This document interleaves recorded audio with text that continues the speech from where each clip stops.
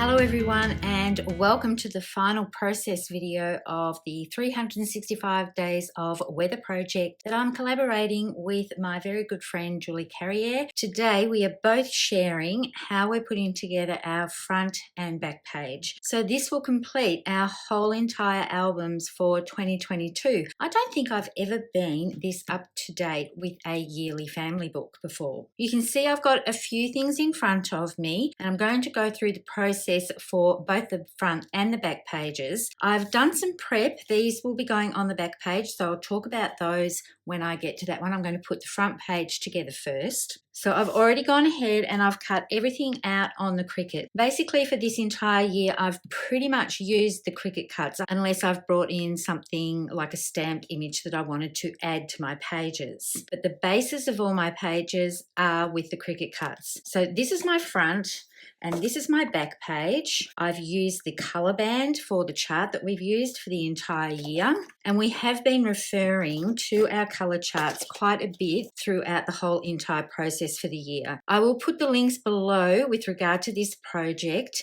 And we did do a JPEG version of the colour charts. Julie put these together and I've printed them on photos, and they are going to feature on my back page. So these are the colours that we chose for the entire year. And I really wanted to bring those in as an element for this title page, and then I thought for consistency I would do that for the back layout as well. If I pull this aside, you can see I've gone with a little bit of a theme so that they match in. I wanted some consistency with the opening and the closing pages of the book. So I'll put this one all aside. I'm actually using Capri. It's not a colour that I got to because I never went down past New England Ivy. I didn't get to Sage, but Julie pretty much did this whole spectrum all the way through here. And if you haven't watched her process video for these opening and closing pages yet, I'll have a link for that below as well, and also at the end of the video there'll be a link. So let me put the back page aside and we'll get into constructing the front page. With the Cricut cut for this, there is a solid piece. I'm going to actually use the light side of Capri, and then there is a cutout version. Now if you have been following along and using the Cricut file, you will be able to cut this out. Make sure that you put your pen into your Cricut machine, because these words and outline here are all drawn with the pen, as are the elements on the back page. So you may have to make sure that you get your pen in there first, because that's the first thing the machine does. It draws these things first and then it goes to the cutting. Now if you've not been doing this with a Cricut, if you don't have a machine, I have these so that my photos will sit here and the numbers will be over top. But you can cut this size sheet of paper. This is 10 1/4. You can cut this and then put your photos on in a grid. If you wanted to get this same outline type look, you could do that with your journaling pen, or you could cut a smaller piece of white and put a little bit of black cardstock behind there and just have a little bit of that peeking out. And for the year label, you could just put a 2022 across the bottom. This is with the Moxie alphabet. That looks quite good. If you like the idea of having a number on each of these, you could put the 2022 in the middle, or like I designed in Cricut, you could have them in each corner, but they're a little bit spread apart for this size number. So I would recommend, if you're cutting this manually, to either put them in the middle here like this, or along the bottom, or in each section of the photos in the corners, so that they make a little pattern like this. If you have the slim alphabet, these are slightly larger, so you could use those. And there's a serif alpha set that's a retired one as well. You could use those to put on top of your photos. But I think these numbers would work quite well. I'll just get a 2 out and you can compare that in size. If you have that, that would make a great addition if you can't cut this out on the Cricut, or if you don't want to use the Cricut file. So now I'm going to show you how I'm going to put all of this together. Because this is a solid piece on top of white, I'm going to gut the middle out of this so that I can save it for photo mats and other projects. Basically this here, this is how I do it because I'm very visual. Yes, I can look at that that and think that I've probably got an inch that I can take away from each side. But sometimes I use my Versamat just to give me an idea of how much I want to trim away from the middle. So I could take 1 1/4 away, and that would leave this still quite stable to adhere this piece to. So I'm going to do that now. I'm not going to take a lot of care to make sure that they all line up perfectly, because no one's going to see these cuts underneath. So I'm just going to around 1 1/4 and slicing up to around 1 1/4. You can line things up perfectly if you like, but for this one, because I'm not flipping this, if this was pattern paper, I could flip it over and have the 2 patterns, one on the outside, one on the middle. But because I'm not doing that, actually I think I went 1 1/2 in. I might have gone to this. I've been doing a lot of 1 1/2 inch trimming lately with various projects that I'm working on. So yes, I did for that first cut. So we'll just make sure I do 1 1/4 to get as much out of this piece as I can. And I can save that for another project. And I'm not trimming this one out because even though I'm attaching my photos to this, I want some stability behind this piece. So I'm just going to center this onto my base piece here. And I love using my Versamat to help me line everything up with this. So there's my center point. So I know that it's about 5/8 of an inch. And then all I need to do is bring that down, center that up and adhere. When I got my first Versamat, I absolutely loved it because all the measurements are on one side, and you probably already know there's a spongy side to it as well, so you can do your stamping. And I thought that was all I needed, but because I make a lot of double page layouts, I love having 2 of them. So this piece is all ready. I'm going to set that aside. Bring in my overlay piece, and I'm going to turn that upside down. Before I do that, I'm going to lay my photos out so I know that I'm going to get them in the right order. So I'm purposefully putting the 2 sunset photos, these were on different days, diagonally opposite each other. I decided just to go with beach and clouds and weather photos for my front. I was going to put people on the front, but then I would have to cover their photos. As you know, I don't share a lot of my family photos on social media. And you do have to be a little bit careful with what you put behind here because of the numbers. But I thought, what more appropriate photos to put on here than beach photos, because we love going to the beach for walks and to swim and all those sorts of things. Being a 365 days of weather project, I think this suits the theme really, really well. So I'm going to turn this whole piece over. There we go. And now I know which photos are going to go into which spots. These holes here are 4x4s and my photos are 4x4s. So they're basically going to slide into these little corners, and then I'm going to flip them over. So to adhere them, I'm just going to put adhesive on the actual numbers. Pick up that photo, butt it right up into that corner,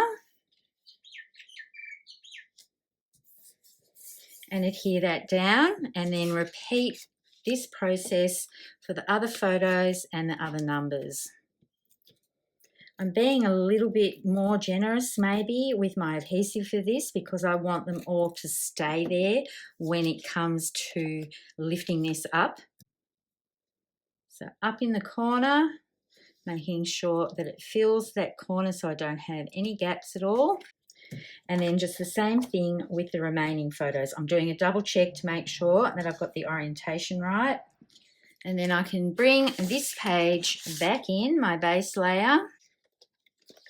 And when I flip that over, I think that looks rather cool to have the numbers over top and the photos behind. Makes a real statement for the front of my album.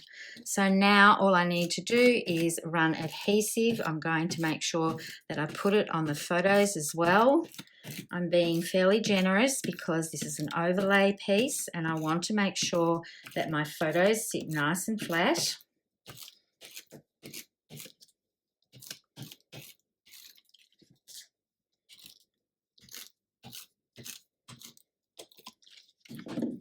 And then I can turn this over and center it onto this piece. How cool does that look? I have to say I'm really, really happy with how this looks. If you wanted to add some dimension, you could put a little bit of foam underneath these ones just to lift the numbers off a little bit, but I quite like having it all nice and flat. So now I need to assemble my weather strip, and I'm going to do that on camera with you. If you're not using the Cricut file, you could cut little squares and then put them onto a strip. You could work that out yourself, but I wanted to make things nice and easy. I've created an overlay to go onto this white strip, and I'm just going to use dot roller. I'm not going to use glue for this because this is very fast and easy. I'm putting a little bit in between each one, and because I'm doing this on my all-purpose mat, any residual dots will just go onto the all-purpose mat, and then I can just wipe them away. You can feel them bead up underneath your hand, and then I can get rid of those, and then I can put these two pieces together. You might get a little bit of residue from the dots on the outside pieces, but you can just smooth those away with your hand. And then I just need to go in the middle of each of these squares. So I've got all of these laid out in order, and then I'm starting, even though I didn't get down to the actual bottom section or anywhere near the bottom section, I'm still putting all the colours in because it represents what this project is all about. And I've done some journaling about that, which I'm going to show you for the final page. So hang around for that because I've done a couple of little things to it that I think you might like to see, especially if you have been following along with us all the way through the year, or if you're interested in doing a project like this for 2023 or beyond. So as you can see, all of these little squares fit perfectly inside this little bar here. I'm not going to write the actual temperatures on these, I'm just using them like an embellishment. I've got all the temperatures listed at the back of the album, so that will be enough for the reference. So that piece is all ready for my front page, and I've got a camera element. We used this in one of the months. I can't quite remember which one. It's a camera that I designed, and it's included in the file for the front and back page and also within that month. And I thought I would assemble it on camera for you because there are a few little pieces to it. It's not too hard to work out, but it just makes it easier if you know exactly how this is all going to go. So the first layer is fairly easy to put together. So a little bit of tape runner will do for that, as long as you don't go over the holes for this. They're little accents on the camera. And then I'm just going to bring in my glue so that I can attach this overlay.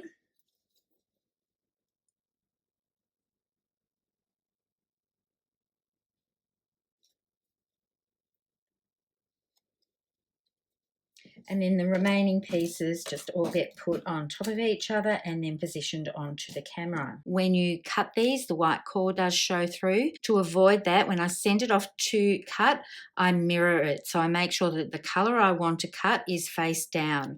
With black, you can get the solid core, so you don't have that issue. But if you're using a white core cardstock, the black, or even Sapphire or Scarlet or anything like that, just mirror it, and you're basically cutting it upside down so that you use this side that's stuck to the mat to adhere to your pieces.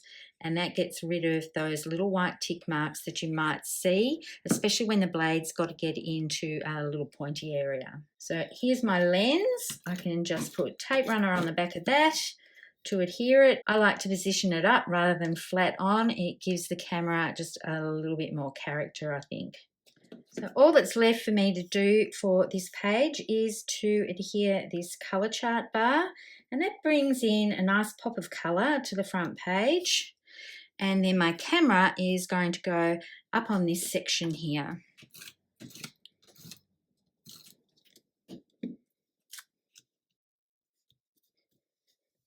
And that's my title page done. So let's bring in the back page. I've got all my pieces cut out on the Cricut. I've already assembled my colour band. So I'll just put these aside for the moment so you can see I've already gutted out the Capri just like I did with the white. So you can see that's just a frame there. And then I have this white to put on top of that. And I decided, because I'd done the pen work around the title page, that I needed to give a little bit of that treatment to this piece here as well.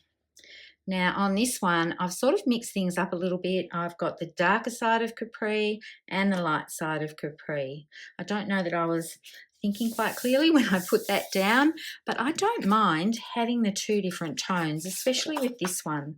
So I think I'll make the pocket here in the light, and what I'm going to do is actually slip my photos in with my journaling. So I'm going to play around with this just a little bit in the sketch. It's right down the bottom because you could put your photos over top if you wanted to.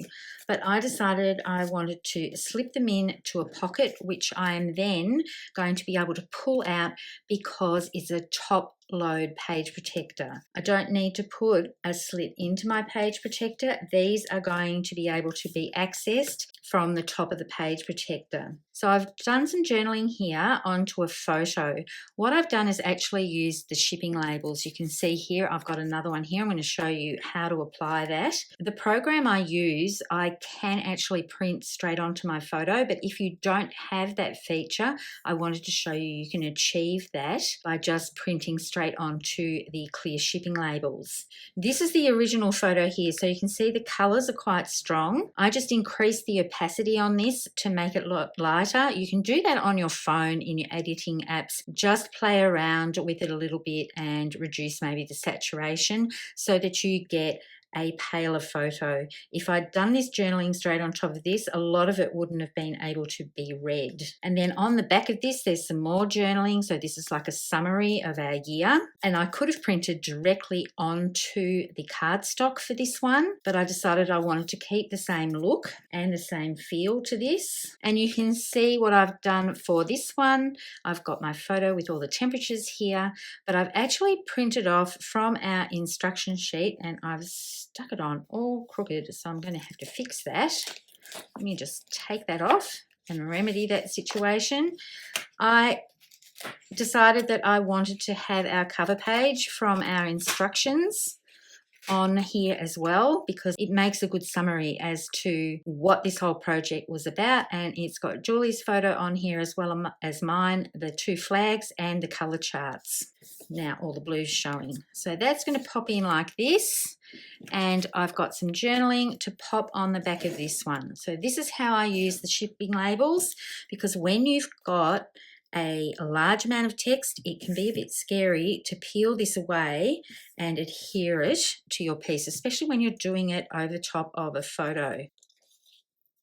So basically I just get this started just a tiny bit,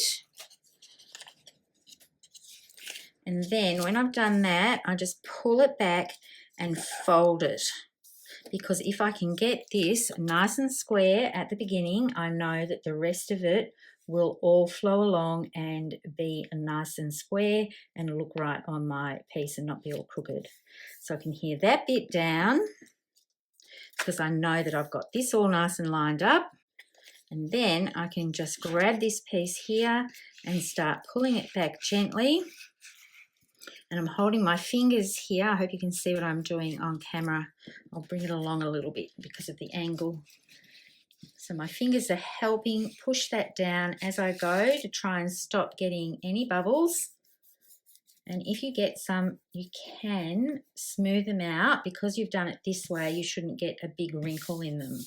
So that's my little story about how this album came together. Julie actually reached out to me and asked if I would like to collab with her on a project to get our photos from 2022 into an album, and we would be doing this each month. And of course I said yes. I've been a fan of Julie's for a long, long time. So when she asked me, I was quite chuffed that she asked me if I wanted to do something with her. Every now and then though, when I was just in this range, I was a bit like, oh Julie, I'm stuck in Avocado, because the temperatures where I live, especially towards the end of autumn, start of spring and all through winter, they just don't fluctuate that much. Whereas Julie gets nearly the whole entire range, I get stuck a little bit in the greens, and sometimes I found Avocado challenging to work with. But I do love how the whole project turned out. So this is how I'm thinking I'm going to do it. I'm just doing a bit of a dry fit at the moment. And this piece will go across, and then I've got some photos to lay out across here. Now I have to be careful because I don't want to obstruct anybody's face. So these are like little 2 by 2 inch photos on a 2 1/4 square mat, and they're all going to be placed across my photos like this. So I'm just working out if I want to bring my color band up a little bit more just to go over the top, and then I get that line coming out around the bottom. So I have changed it up a little bit from the sketch with the positioning. On the sketch, this is further down so that you've got places to put your photos if you don't want to create a pocket. You can easily put 2 6x4 photos, or you could trim them down a little bit so that you can have more going across if you want more photos to be put in here. And the reason why I keep fiddling around with this is because I need to know how far down to put my adhesive. Down to here. So there's my 1.5 inch mark. So I'm going to put tape runner all the way down that 1.5 inch sort of area to stop my photos slipping down below this pocket. And you can see I'm being very, very generous with my adhesive for this, because it does have to stand up to a bit of movement. If you're worried about this, you can use red line tape to make sure that everything sticks perfectly well. So my adhesive is down the bottom here. I'm just lining this up to go across the bottom. So now I need to make sure that I put adhesive along the side here so they don't fall sideways. I'm going to turn this around and run up the side here as well. And that's my pocket positioned. And then I just need to put the front piece on.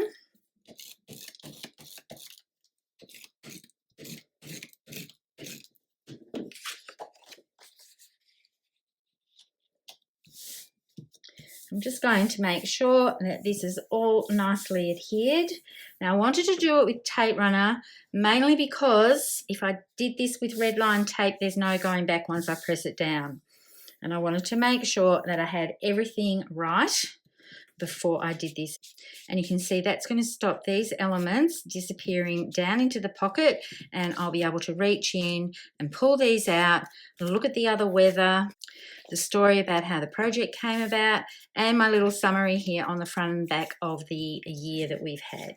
So my banner's just going to sit here so I see a little bit of that blue, and then I'm going to adhere my photos. So I'm starting with the 2 outside photos, and I'm going to tuck those a little bit under, and then these ones are going to come into play as well. So I've started with my 2 outside photos, and then I'm going to adhere the middle photo,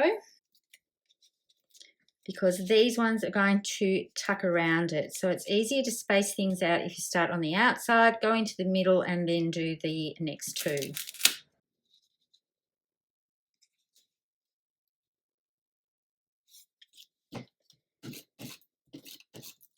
And because I haven't pushed down too hard yet, I'm able to lift these up and move them around until I like what I've got before I press down on them.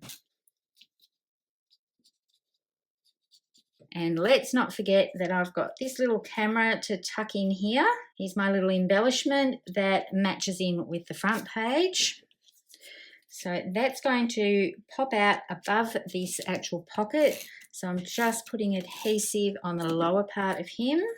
And I'm going to tuck him around these photos as well.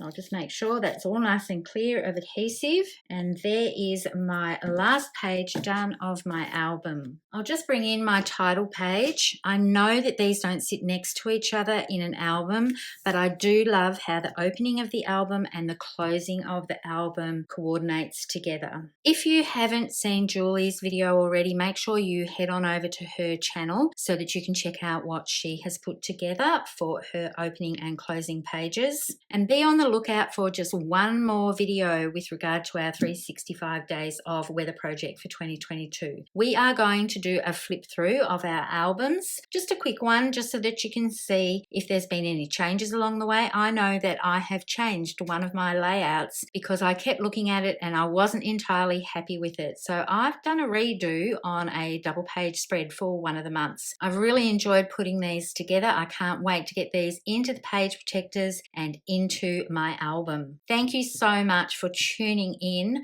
each month and checking out what Julie and I have been up to with our 2022 project. We've really enjoyed all the comments that you've left, the likes, and your encouragement as we continued with this project throughout the year. Thank you so much for tuning in. I hope to see you next time. Happy crafting and bye for now.